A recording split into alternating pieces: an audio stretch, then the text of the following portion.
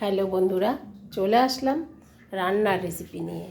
অনেক দিন পরে চলে আসলাম রান্নাঘরে তোমাদের সঙ্গে আড্ডা মারতে। তা চলো কী কী রান্না হচ্ছে আজকে দেখাবো তোমাদের। আর বছরের আজকে শেষ দিন, আর কয়েক ঘন্টার অপেক্ষা, তারপরেই নতুন বছর চলে আসবে।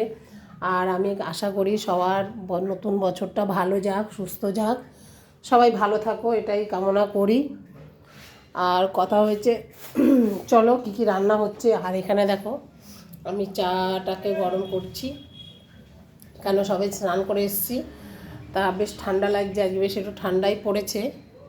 তা ওই জন্য ভাবলাম একটু গরম গরম চা খেয়ে নিই, তারপরে রান্নার দিকে যাব।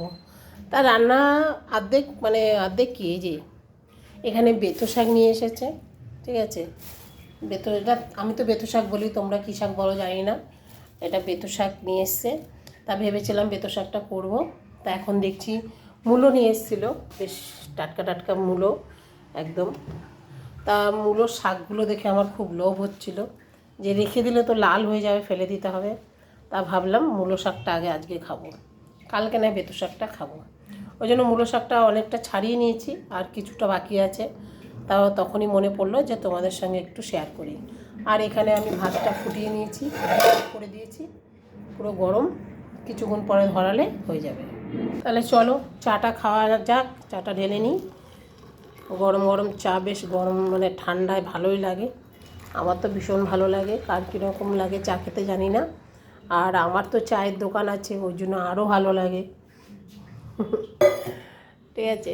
আর রান্না আর এরপরে কী কী হবে তোমাদের আমি সবই জানাবো, সবই দেখাবো, আমার সঙ্গে থাকো। আজকে আমি পুরো ভিডিওটা তোমাদের সঙ্গে শেয়ার করব, ঠিক আছে। চলো একটা বাবুজি কেক নিয়ে এসে আমার দোকান থেকে, কেকটা দিয়ে চাটা খেয়ে নিই, তারপরে রান্নায় হাত দেবো, ঠিক আছে। আজকে তো অনেকেই পিকনিক টিকনিক করতে যাচ্ছ, তোমরা কি যাচ্ছ কমেন্ট করে জানিও, কে কোথায় যাচ্ছ। যদি তোমাদের ভালো লাগে তবেই করো, কেন সবার তো সব কিছু জানাতে পছন্দ করে না, ওই জন্যই বলছি। তা চলো আমি চাটা খেয়ে নিই কেকটা দিয়ে, তারপরে তোমাদের সঙ্গে রান্নার দিকে আসছি।